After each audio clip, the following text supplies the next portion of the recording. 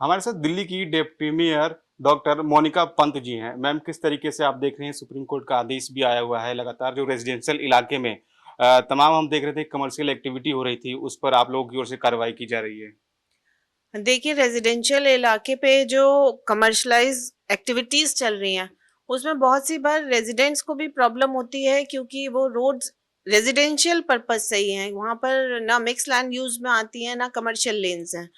तो उसके लिए कार्यवाही के नाम पर अगर कहें तो वो सिर्फ एक सर्वे चल रहा है, और आम आदमी को और जो लोग सही मायनों में चला रहे हैं, मानकों के अंदर चला रहे हैं, उनको इस चीज से कोई भी परेशान होने की जरूरत नहीं है।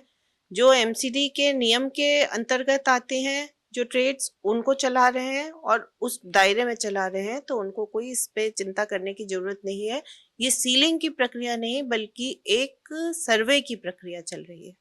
मैम, जैसा कि आपने बताया कि जो लोग सही तरीके से काम कर रहे हैं उनको डरने की जरूरत नहीं है, लेकिन हम देख रहे थे कि अवैध रूप से जितने भी कार्य किए जा रहे थे, सड़कों पे लोग थोड़ा सा घर को बढ़ा के वहां पे दुकानें निकाल दे रहे थे, जिसकी वजह से जब लोग आवागमन करते थे तो ट्रैफिक भी मतलब काफी ज्यादा लग रहा था, लोगों को आने जाने में काफी ज्यादा दिक्कतें आ रही थी। तो आपको क्या लगता है ये एक बड़ी कार्रवाई है दिल्ली के अंदर?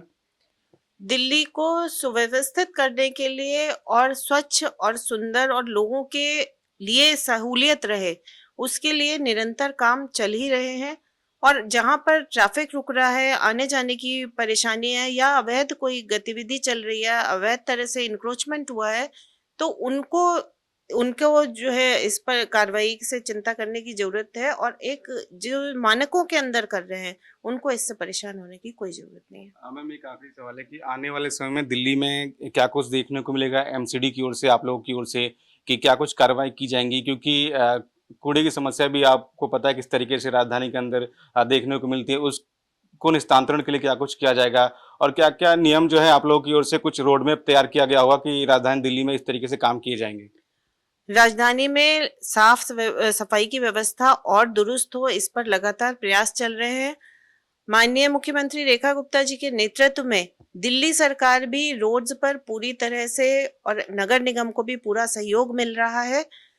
और कूड़े के पहाड़ों की जहां तक बात है, तो उनके लिए भी टाइमलाइन हमने तय कर रखी है। इस साल के अंत में और अगले साल तक कूड़े के पहाड़ आप आज देखेंगे तो काफी कम हो चुके हैं। आने वाले समय में बायो माइनिंग चल रही है और ये सब काम भी ठीक होंगे। जमुना जी की सफाई भी हुई है, और मॉनसून आने वाला है, तो उससे पहले मॉनसून के एक्शन प्लान भी तैयार हो रहे हैं, फॉगिंग भी तैयार शुरू हो चुकी है।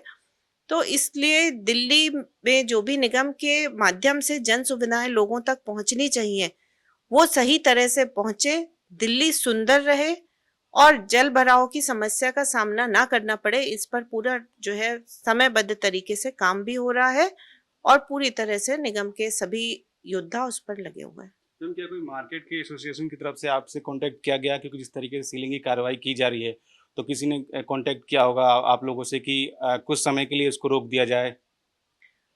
जब कोई इस तरह का माननीय न्यायालय का कोई भी इस तरह का निर्णय आता है, तो एक थोड़ा सा डर का माहौल बन जाता है। और हमारे मेयर साहब ने भी इस पर जब प्रेस कॉन्फ्रेंस हुई थी, तो उसमें भी ये बात बोला था कि आम व्यापारी को इससे डरने की कोई जरूरत नहीं है। बहुत बहुत धन्यवाद। धन्यवाद समय देने के लिए। कैमरा विनोद के साथ मैं Ajit, now the time, Punjab Kesari, Delhi.